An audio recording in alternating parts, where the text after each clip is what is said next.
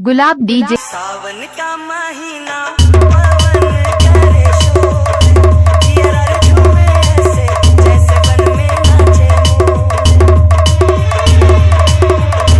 सावन का